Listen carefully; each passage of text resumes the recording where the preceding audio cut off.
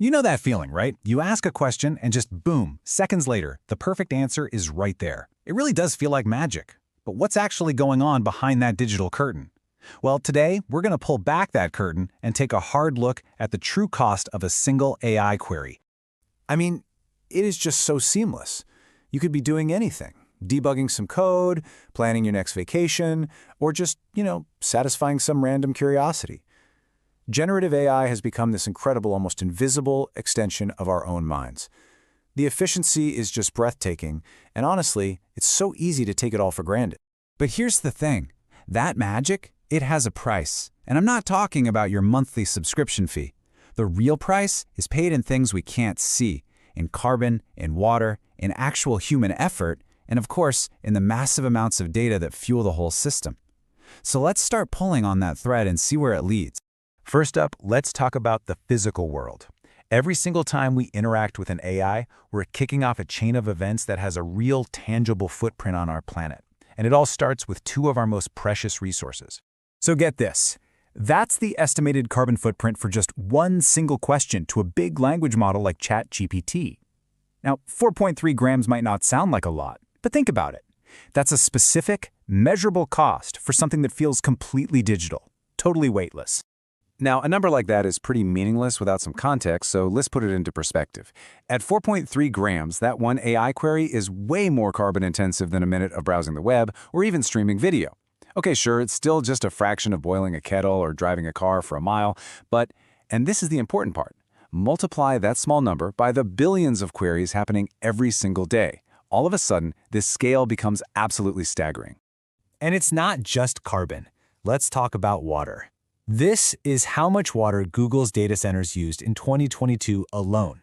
That's a 20% jump from the year before, and a big reason for that increase is the demand from AI. All that water is essential for cooling the incredibly powerful servers that run these models. So the crucial thing to remember is that when we talk about the cloud, it's not some fluffy, abstract thing. This consumption is happening in very real, very large buildings scattered all across the globe. These data centers are the physical heart of AI, and man, are they thirsty for both electricity and water.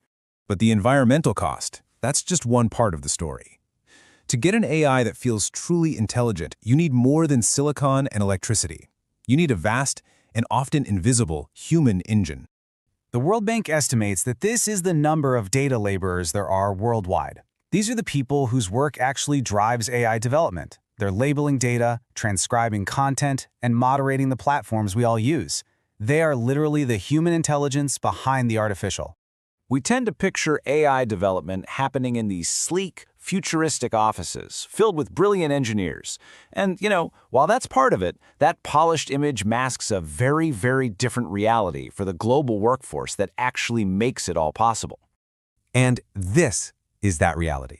This quote from the Brookings Institution just highlights the profound human cost. To train an AI to filter out harmful content, human workers first have to sift through thousands of the most graphic, hateful, and disturbing things imaginable.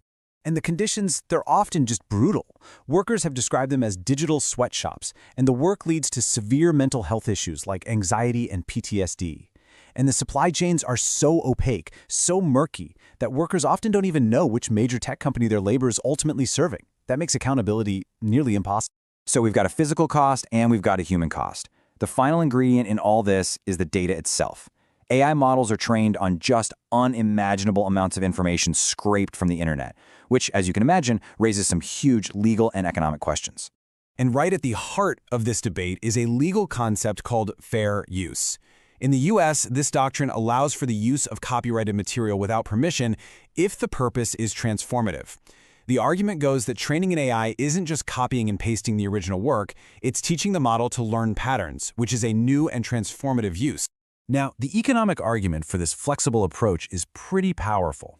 Between 2019 and 2024, the US attracted over $53 billion in venture capital for generative AI.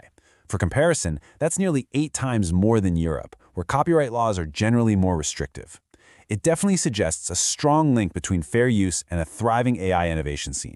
And this isn't a new phenomenon. Years ago, the former UK Prime Minister David Cameron pointed out that even Google felt it couldn't have been started in Britain because of its less flexible copyright system. Fair use has long been seen as giving companies the breathing space they need to innovate. So, we have these immense, often hidden costs: environmental, human, and legal. The big question now is, how do we balance this ledger? How do we move forward in a more conscious and sustainable way? Well, part of the challenge is that these costs are just really hard for our brains to process. They're abstract, they're distant, and they're pretty much invisible, which makes them super easy to ignore in favor of the immediate, tangible benefit of getting that quick answer.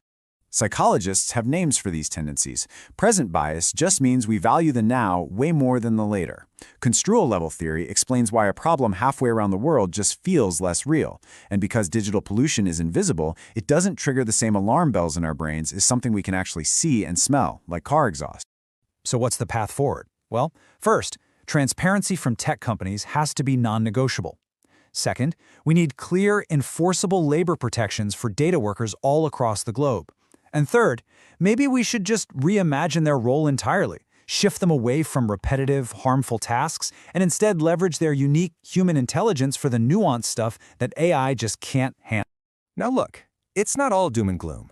There is a very hopeful side to this story, and it actually lies in the technology itself. The pace of innovation in AI isn't just about making it more powerful, it's also about making it way more efficient. This really highlights the two sides of the AI coin. The efficiency for training models is improving by a staggering 30 to 40% every single year. And at the same time, AI is being used to drastically cut energy consumption in other industries, like in smart buildings or logistics. So while AI has a cost, it is also becoming a powerful tool for sustainability. And that brings us to the final thought. The magic of getting an instant answer is undeniable, but its true cost is real and it is significant. As these hidden expenses, the environmental, the human, and the societal ones, come into focus, we're faced with a choice. The question is no longer if we'll use this powerful technology,